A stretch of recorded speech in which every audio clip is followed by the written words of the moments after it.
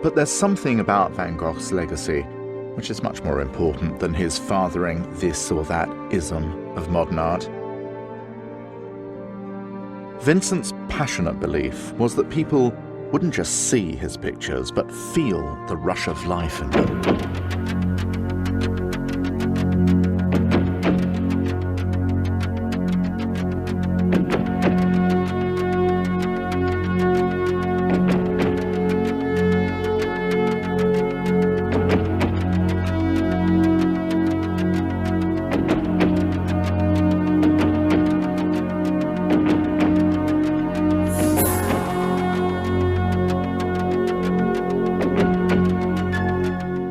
Hello and welcome to True Crime Rocket Science.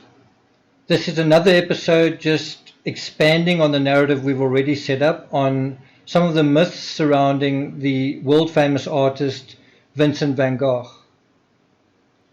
In previous episodes I've described essentially the three pillars on which the Van Gogh legend or the popular mainstream Van Gogh narrative rests. It's basically the suicide story that he shot himself, that he cut off his own ear, and the third pillar is that he was kind of a mad artist, that he was very troubled, that he kind of went into an asylum. In a weird way, the most persistent and the most sticky of these myths is the last, the fact of his mental illness. When I researched my book, The Murder of Vincent van Gogh, I interrogated each of these pillars separately, and then having done that, I then connected them to one another. I didn't know where my investigation was going to lead me. I simply followed True Crime Rocket Science. I tried to find out the identities of the people I was talking about, the context. I just researched it in as much detail as I could. I've already taken you briefly through the ear narrative where I said it seems less likely that he cut off his ear than that his ear was cut off during an argument with Paul Gogh. In this episode I want to deal with the other pillar, which is, as I say, I think the most popular, the most sort of well-known aspect. I think when most people think of Van Gogh, the first thing they think about is how troubled he was, how kind of crazy he was, how mad he was. And then with that you sort of think about the ear, and then the suicide is sort of not really thought about that much.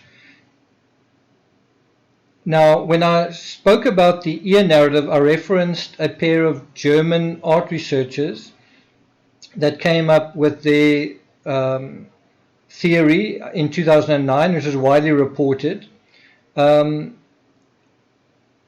Subsequent to this video, I'm going to talk to you about why I don't think Van Gogh committed suicide. To some extent, my theory is aligned with the very famous and very well-known, very highly esteemed theory of the authors Naifer and Smith, as written in their book Van Gogh, The Life.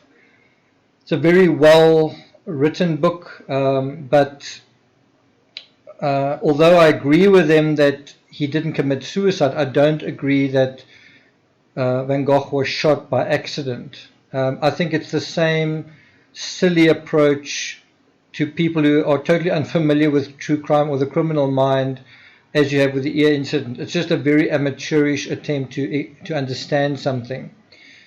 I'm not going to deal with that right now. What I am going to take you through is, and briefly, is the sort of insanity plea, this whole idea that Van Gogh was mad, right? So where the story sort of begins is Van Gogh was recovering from the amputation of his ear in Arles, and he was spending time in the local hospital in Arles.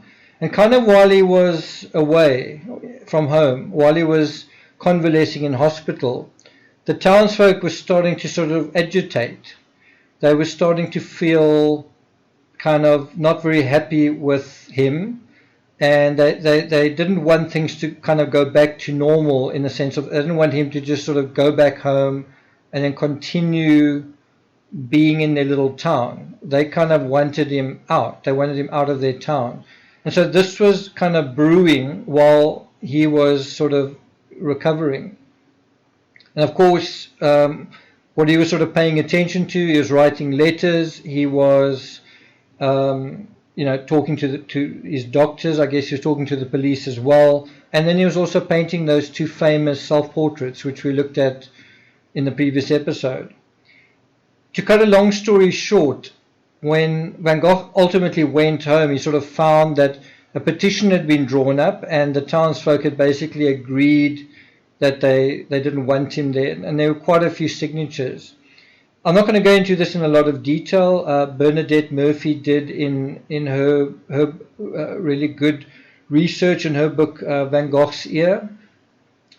But one thing that is interesting about her research is she shows, or she sort of demonstrates that the majority of these signatures that were supposedly from the townsfolk were probably faked or probably unaccounted for. In other words, there were a couple of signatures from people with legitimate grievances or people that just didn't like him, but then there were quite a few, much more, from people that it was harder to sort of say, well, this is a real person, and so on. And so there is an impression, I don't want to take it further than that, but there is an impression that the townsfolk sort of ganged up on Van Gogh, and that he was almost found guilty in the court of public opinion. In other words, he was found to be kind of persona non grata. And so he kind of got turfed out of his home. He got kicked out of his home, kicked out of the town, and he had to now find somewhere else to live. And bear in mind, he sort of didn't really have much to begin with. He wasn't a rich guy, didn't have a job, and now he didn't have a home. And everyone was saying, that the consensus was that there's something wrong with this guy. And in a weird way, Van Gogh himself was sort of consenting to it, because he wasn't blaming Gogh, right? So he was kind of in a pickle. What was he going to do with it? And so what's quite interesting then is he then admitted himself to an asylum in Saint-Ramé, which is not far from Hull. It's far enough that he would be sort of gone, but it was basically a horse and carriage ride, like half a day by horse and carriage. I've mountain biked that route. There's a very short route which maybe takes a little bit more than an hour, kind of quite a flat route. And then there's another route through the mountains, which is much, much tougher and would take you much, much longer. I rode both, and I really suffered on the way out there. So Vincent van Gogh made this journey. It wasn't as crazy as it seems, because he basically got free board and lodging at this asylum. And an asylum in those times isn't the same as we think of an asylum today. Today we think of an asylum as, is strictly speaking, where mad people go, like an insane asylum. In that time, and you need to kind of understand the French language a little bit, an asylum was basically a hospital. I'm not saying the people who were there weren't crazy. I'm just saying it wasn't strictly speaking like a madhouse, if we can put it that way. It was kind of a place to recover. It was a hospital. Just in line with that area of semantics, it's also peculiar to the French language when they talk of epilepsy. Epilepsy was kind of a general term that they kind of gave to you if you were just sick. So if you kind of had all sorts of disorders that they couldn't really explain, you would sort of have this term epilepsy, right? Today we understand the term in a very strict sense, where we say, okay, it is a particular disorder where you have convulsions and it's seated in the brain, but it doesn't mean you're mad if you get epilepsy. It means you've got some kind of thing that triggers the epilepsy. I studied that and wrote about that in detail in the Henry van Breda case, in a book called Indefensible and the Diablo series. I think even the strict terminology of the word epilepsy has changed fairly recently. Something else worth noting, and bear in mind this is 130 years ago. Medicine was a totally different ball game in that time. They were having totally different sicknesses. Where we have the coronavirus today, they had syphilis. Syphilis was known as the French disease. It was something that was picked up by sort of French soldiers during the war, and sort of through the French soldiers, it was now sweeping across Europe. So syphilis was kind of a big deal. One obvious way to sort of reverse engineer the diagnosis, or indeed the misdiagnosis of Van Gogh, is to say, okay, how did the doctors treat him? What medications did Van Gogh receive? Because that's not going to give you an indication of what was going on with him, right? And that takes us down some pretty interesting corridors. There's quite a lot to talk about there. I'm only going to talk about one aspect, and that's digitalis. Digitalis was quite a common remedy in those times. Digitalis is foxglove. It's quite an attractive flower. And from that, they basically treated people with all sorts of maladies, among them epilepsy. And what they didn't know was that they were literally treating people with a poison, because digitalis is poisonous. So you were having this odd situation where someone who is sick is now being poisoned, and in a way maybe subdued by the poison, but certainly, and maybe calmed down by the poison, but certainly not, the poison is not going to do anything to make them any better. And that was what was going on in Europe. They were a bit ignorant in certain matters. At that time, they were coming up with a cure for things like rabies, and they were coming up with penicillin, but it was the very early days of medicine, so they were still making a lot of mistakes. Bear in mind, in the Dark Age, they knew about germs, but in the sense of it being dirty air. So they thought if you wore a mask, or if you had smoke inside your mask, or an interior filled with smoke, you would get rid of kind of infectious air, like air that would be, say, contaminated. They were on the right track, but one of the things they didn't sort of take the thinking far enough to was, well, what about washing your hands? What about cleaning surfaces? And so while keeping the air, I guess, clean, and maybe using flower petals and potions to try and bring that about, was, the thinking was sort of on the right track. They weren't quite there yet. They hadn't really thought of it as microbes, invisible. They thought of it more almost as spittle in the air, or something floating in the air, and almost visible. And that, as I said, they didn't really think of getting rid of rats and excrement and cleaning surfaces and washing hands. So just to give you an idea, for something as relatively simple as epilepsy, you will now get someone having a seizure and passing out and all sorts of things, and then you say, what could cause epilepsy? Right? Just a general question, what could cause epilepsy? Well, there are quite a few triggers. There's dehydration, there's low blood sugar, there is high blood sodium, there is stress. Just stress could trigger it. There's pork tapeworm, there's malaria, there's infections like encephalitis or meningitis.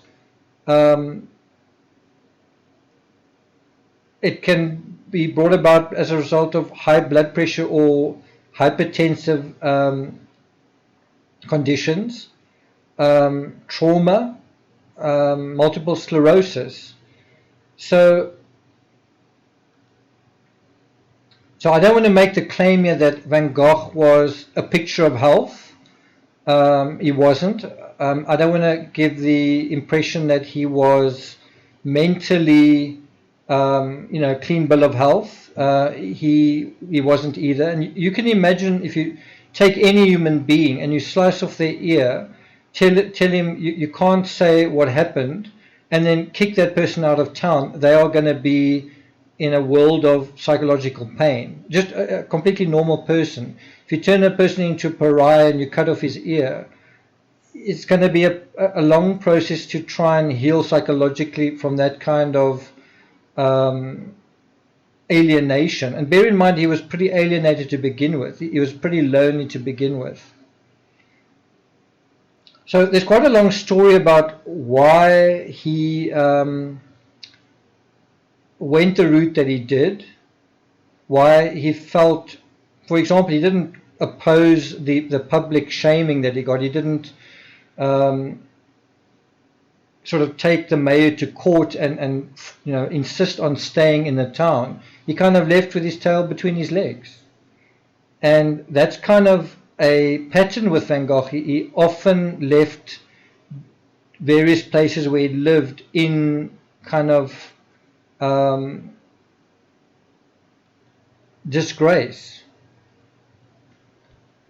And so ironically, when he left the asylum, it was one of the few times that he didn't leave in disgrace. In fact, he left with kind of quite a strong sense of himself compared to all his other misadventures, including in London, including being fired from his job as a missionary and as an art dealer and so on.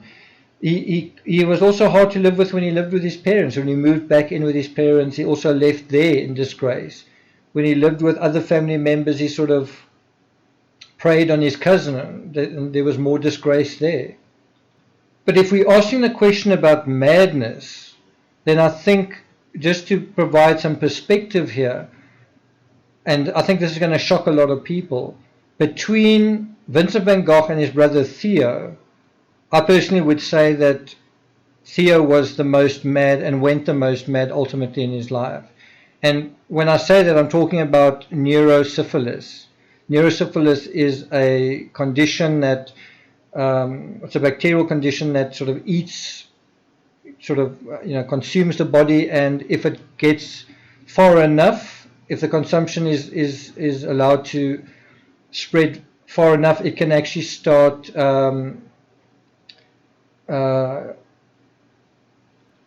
damaging neural networks, basically chewing up the brain, human brain, and thus creating problems. And this literally happened to Theo. Theo van Gogh died 6 months after his brother, and he was kind of like a raving lunatic in his last. It's sad. It's very sad about what happened, because he was a very nice person. He was a very dignified fellow. He was a very, very good to his brother. But in his last days, he couldn't recognize people. He was screaming and frothing. And so we know that for a fact with Theo, whereas Vincent van Gogh never really had that. In fact, the only sort of symptom of sort of overt madness with Van Gogh is the ear incident. And you might say, well, that's an even better incident. Well, you could argue that. There is some signs that he ate some of his paint, and I think he was depressed. But you've always got to be careful in simplistically diagnosing complicated situations by simply saying someone was mad. Sometimes there are mental disorders, or sometimes there is mental illness, but it's not as simple as mad. It maybe someone is lonely, maybe they're troubled, maybe they're isolated. But to say they're mad means what they're doing makes no sense. And the fact is, Vincent van Gogh admitted himself into the asylum, right? And he also signed himself out. So how many crazy people do you know of that kind of go to the madhouse voluntarily and say, hey, take me, right? And this is what he did. He went into the asylum, and when he felt the time was right, he let himself out. He kind of, he didn't just leave, but he sort of said, okay, I'm feeling better. Is it okay if I go? And they said, you can go. The other thing is, there's kind of a hierarchy in the asylum, which is just like in a hospital or a prison. Certain patients need a certain amount of care, and certain patients are kind of like outpatients, and he was like an outpatient. He was allowed to sort of wander the grounds and paint and sort of come back and sleep, and he kind of had freedom to, freedom of movement to come and go as he pleased. But he was still somewhat supervised, and then he did have his off days. He certainly did. For me, as a creative person, someone who also writes a lot, it's not quite the same. My efforts are grounded and anchored in information, but nevertheless, writing is a creative enterprise. I also do try to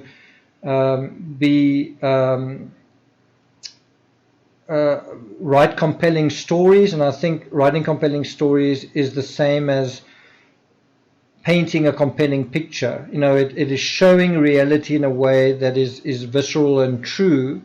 And I don't want to use the word exciting, but it's compelling, right?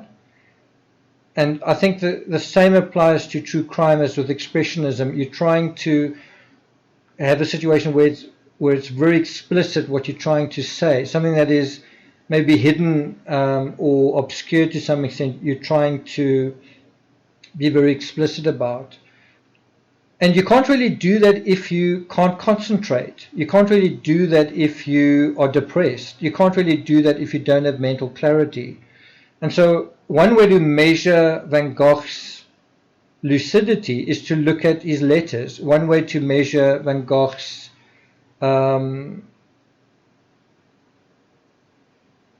presence of mind and the quality of his creativity is to look at the art that he produced while he was in the asylum.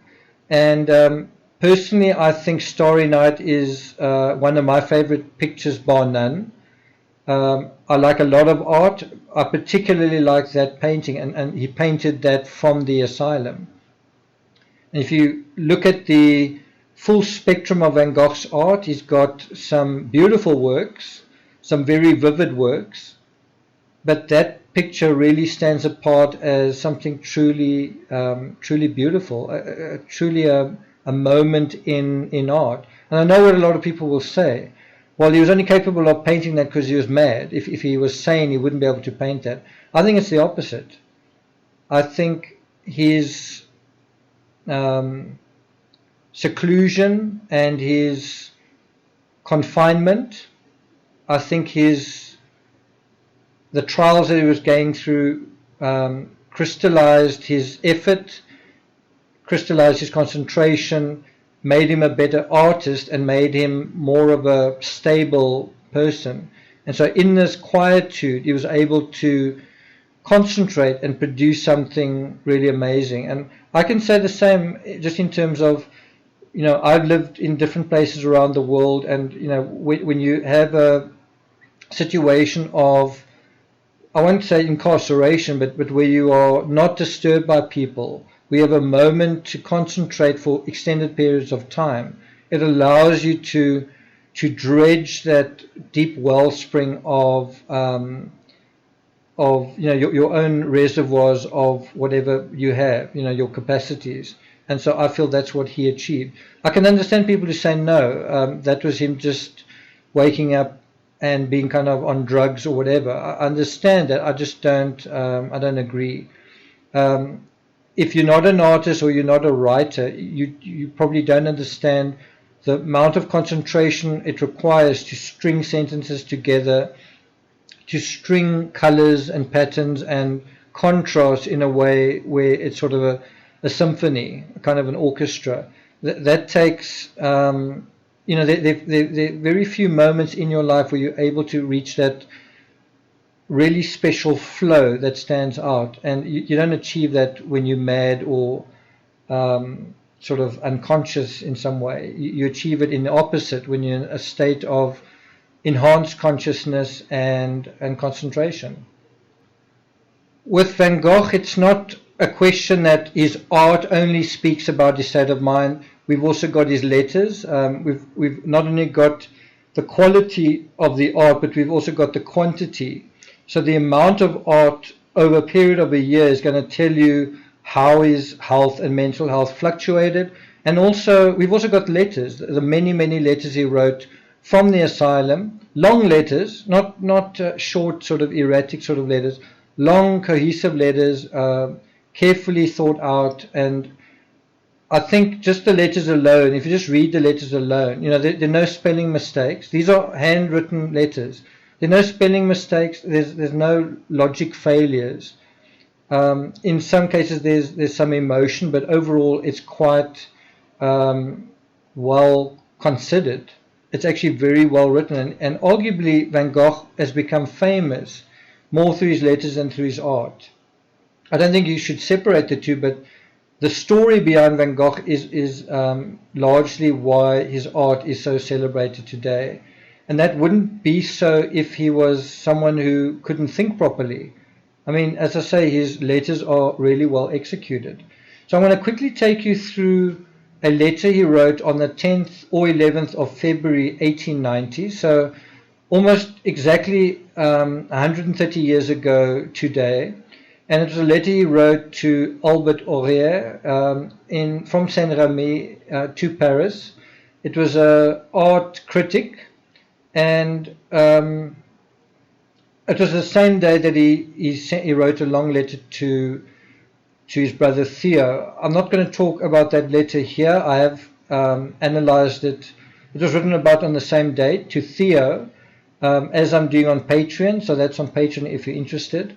I think it's on the $3.50 tier. But the point that I want to emphasize to you guys is it's now February 1890, and we know that 3 months from about this time, he would basically check out of the asylum, right? This letter is kind of the reason why. So he'd been in the asylum for over a year at this point, around about a year at this point.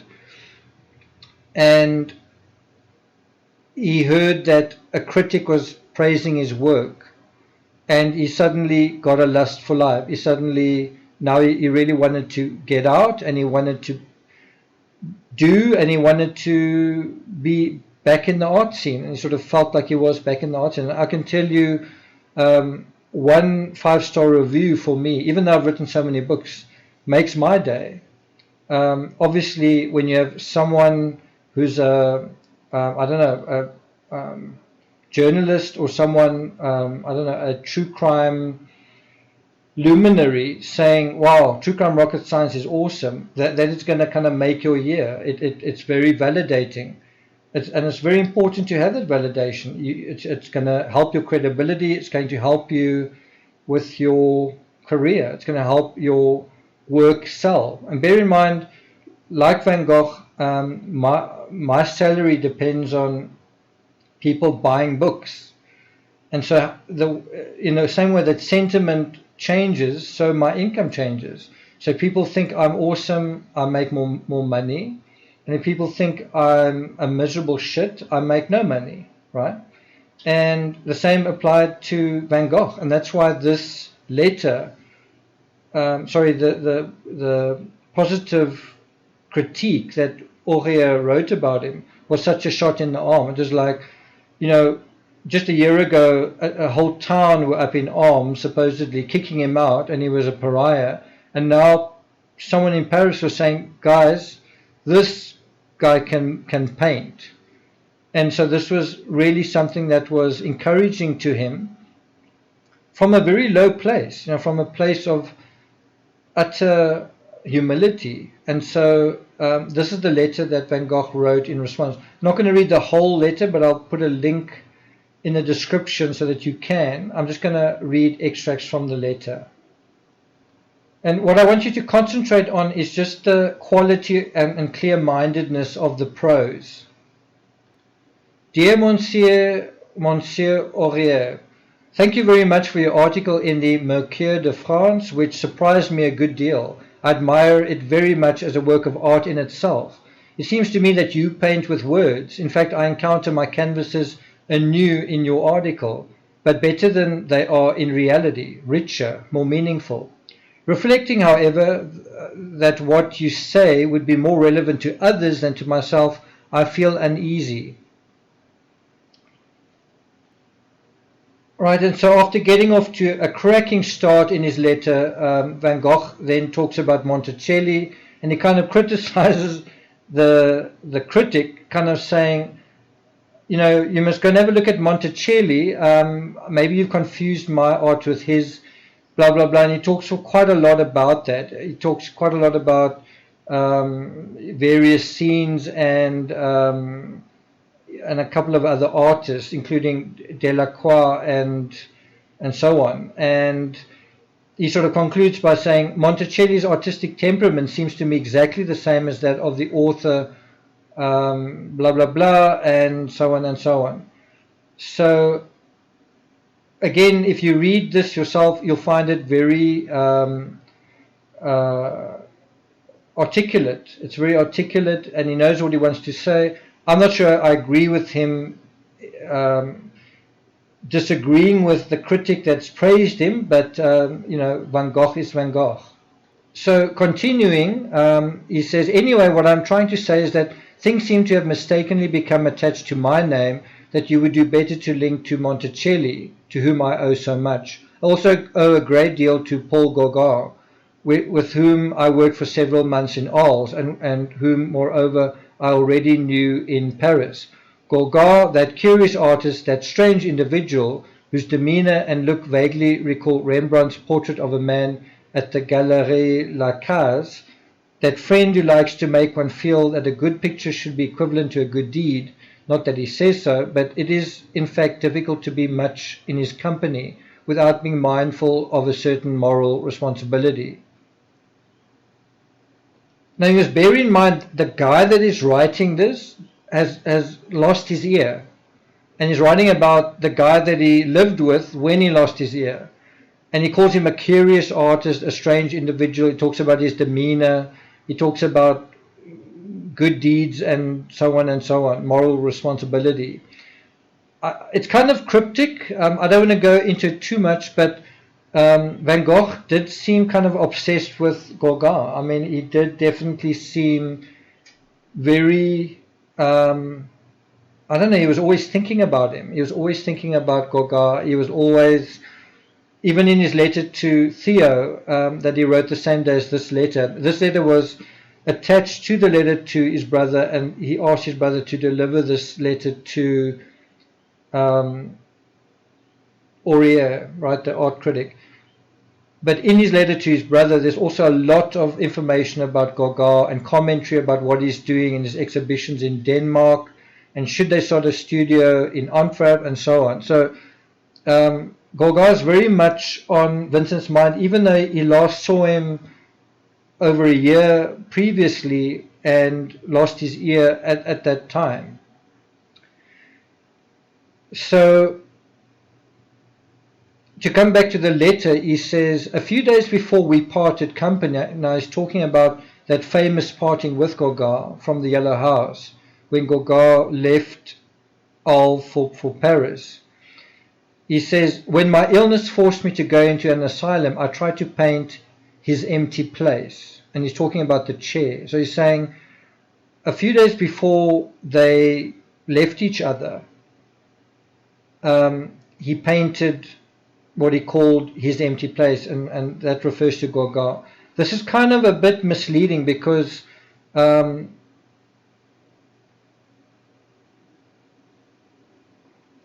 Gogh's illness that he refers to, he says, forced me to go into the asylum. He's saying that, I don't know, he's not sort of linking that with that happened after they parted company. He's saying a few days before we parted company. Anyway, it's a little bit misleading. Anyway, he says, it is a study of his wooden armchair, brown and dark red, the seat of greenish straw, and in place of the absent person, a lighted candle in a candlestick and some modern novels. Should the opportunity arise, do please take another look at this study by way of a reminder of him. It is done throughout in broken tones of green and red. Today, this is a very famous artwork of Van Gogh, one of probably the dozen most famous and well-known artworks of Van Gogh, I would say. And Yuri is talking about it and is trying to, I guess, impress upon the art critic what he did there.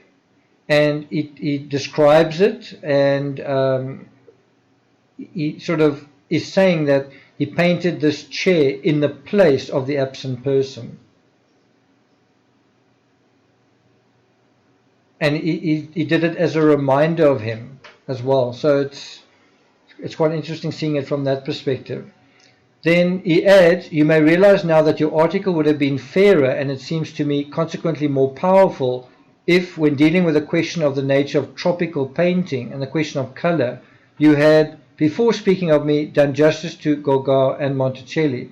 So this is probably a reason why Van Gogh struggled a little bit in his career, because as I say, yeah, you see him criticizing his critic, and the critic having already praised him. He says, you know what, if you'd done this, your article would have done justice to Gogh and Monticelli, and it would have been more powerful. It would have been more fair and more powerful. So he's kind of being an arsehole, right? He may be right, or he may be expressing his opinion, but it's not the kind of thing you should really say. And so there does seem to be a kind of arrogance with Van Gogh. If you look at where he was, in the asylum, missing his ear, a pariah, and then you look at who he became. He became one of the world's most beloved artists, one of the world's most famous and expensive artists, and arguably one of the world's most misunderstood artists. You could look at this and say, well, is this him being mad? Him criticizing the critic. I don't think you could say it's mad. I think one could say it is ill-advised, wouldn't you? But, one can't help but feel a bit of fondness for Van Gogh, that he's kind of telling it like it is. He's not trying to suck up to the critic. He's not just telling the critic how awesome he thinks the critic is. He's kind of, just addressing him. And then he goes on to say, you may realize now that okay, so I've said that. He said, okay, and then he goes on, besides, I should like to ask you another question. Let us suppose that the two canvases of sunflowers, which are at present at the, I don't know how to pronounce that, Vingtiste, have certain qualities of color, and that they also symbolize gratitude. So can you see how he's talking about symbolism? He's talking about symbolism in his letter, and that's why when I mentioned the symbolism of those chairs, it's not sucking one's thumb, it's not making things up, it's not trying to see things where something isn't. It was a very symbolic time, and bear in mind, this was about 30 or 40 years after the beginning of photography. So photography sort of saw the light of day around about 1850, obviously not vivid technicolor kind of photography, but nevertheless capturing reality. And so it was up to artists to compete with that. And so how could they compete with photography? Well, by accentuating reality with color and symbolism. I don't want to go through this whole letter. It's quite a long letter. Even after he says in conclusion, there's still quite a lot after that.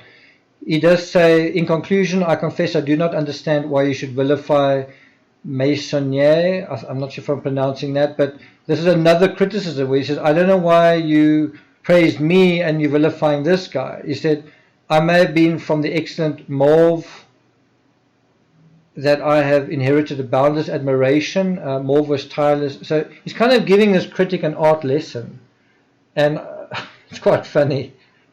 He says, I say this in order to draw your attention to how much people from other countries admire the artists of France without attaching the slightest importance to what, unfortunately, so often divides them. And then let me skip on ahead a little to the last paragraph. He says, if you will do me the pleasure of accepting it, I shall include a study of cypresses for you in the next batch I send to my brother, in remembrance of your article.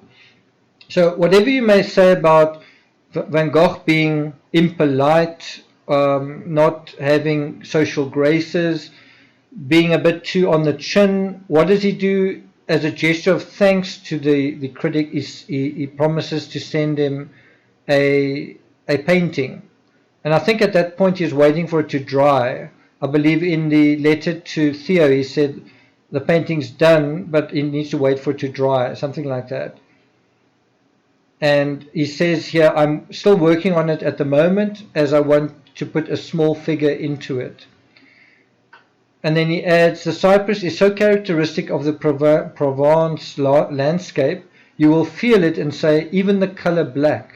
Until now, I have not been able to do them as I feel them. The emotions that come over me in the face of nature can be so intense that I lose consciousness, and the result is a fortnight during which I cannot do any work. Now you could look at that and say, is that a sign of madness?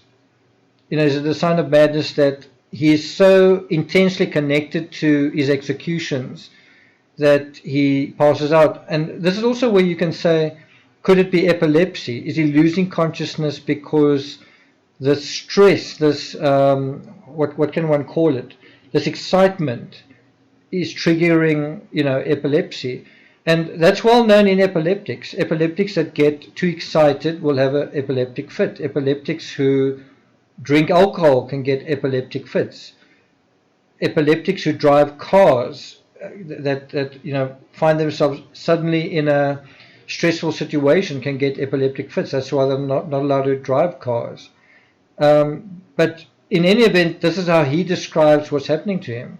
That he sometimes gets so emotional while painting that he actually blacks out. And he says, and then a fortnight passes when he can't do any work. And that shows you how when he's struggling, he can't paint.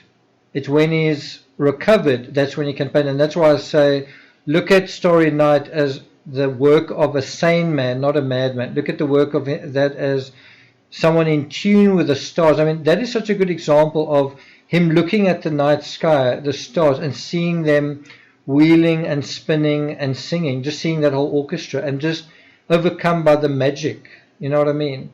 And it's so intense. And that is him being alive and awake and connected to the real world. That's not him overcome by madness.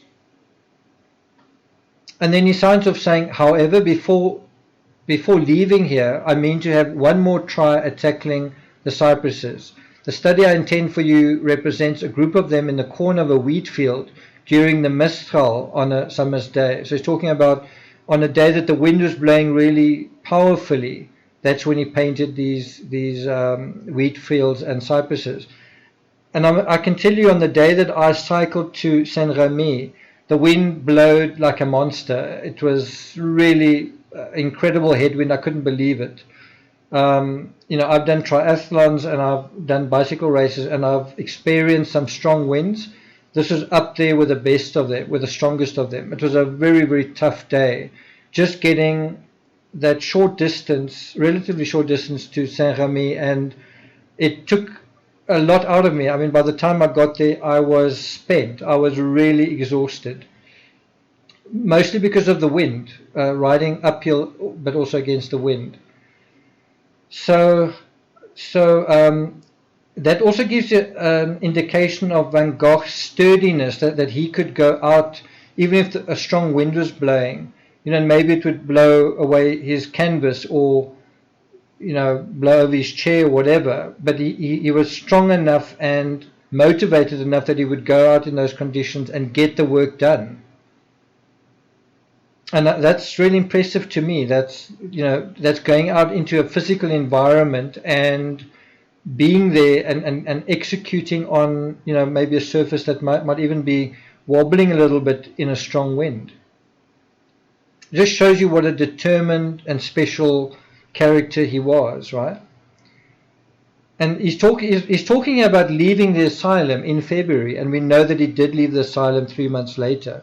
So even he doesn't think he's that sick. He knows that his um, something's wrong with him, and something was wrong with him. He's got something that's causing him to lose consciousness. There's some underlying weakness in his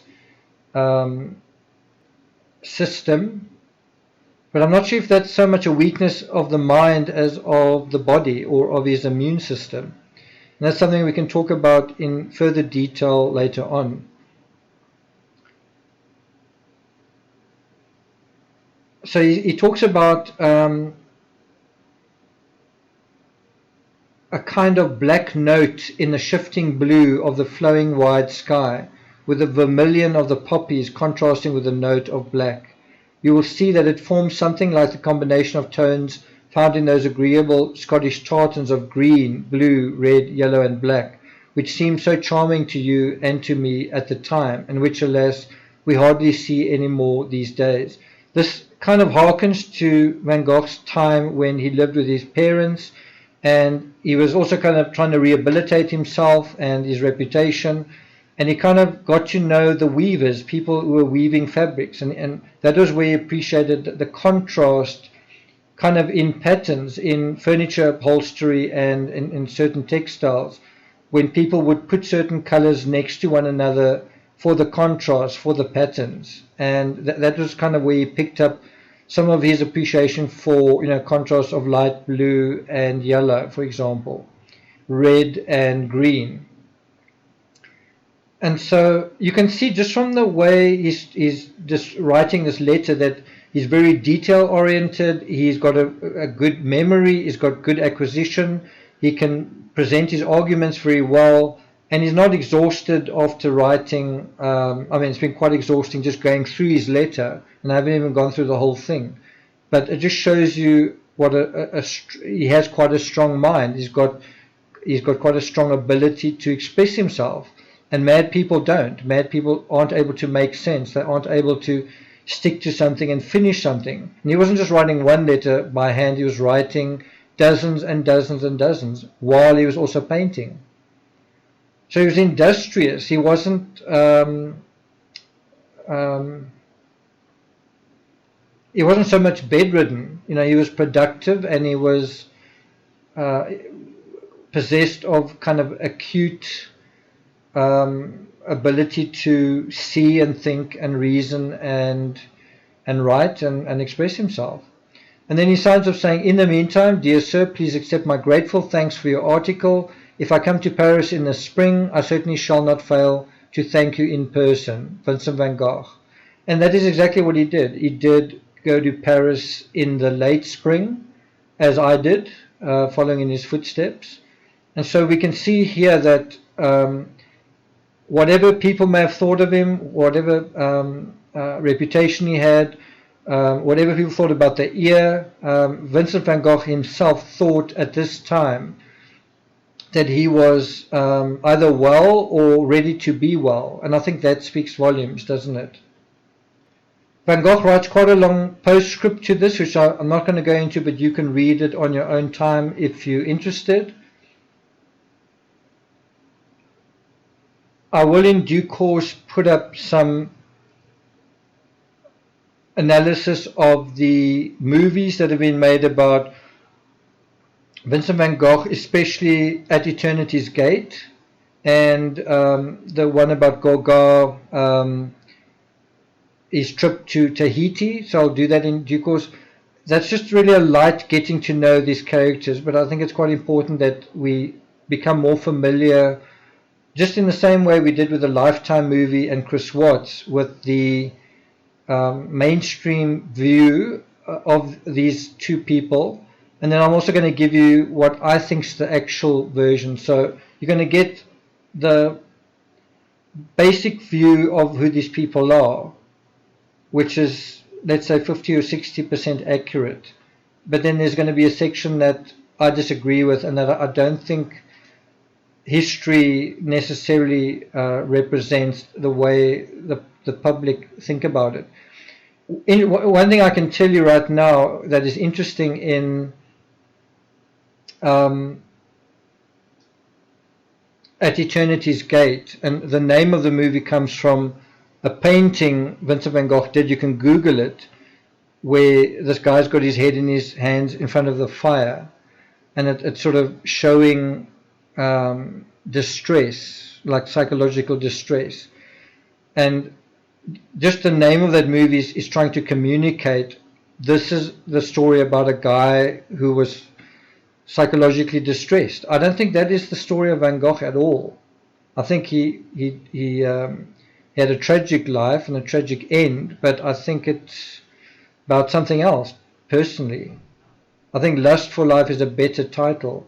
So then the other side to that is, at the end of the movie, and this is a spoiler, Van Gogh's death is depicted as an accidental shooting. So in other words, what the movie is taking as its historical foundation is fairly recent research, something that is new in the 130-year history of Van Gogh, that he was actually shot by accident.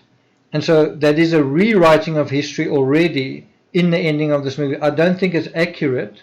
I think it's accurate that he didn't shoot himself, but I don't think it's accurate that he was just shot by accident.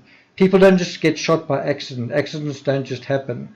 So I will take you to that point where we talk about the murder of Vincent van Gogh as the third pillar, but that's a much harder pillar to explain, and to explain it I need you to get to know these people in a lot more detail, and also get to know Van Gogh's art, especially in the last 2 months of his life. So I'm not going to deal with the third pillar now, even though I've dealt with the first two very briefly.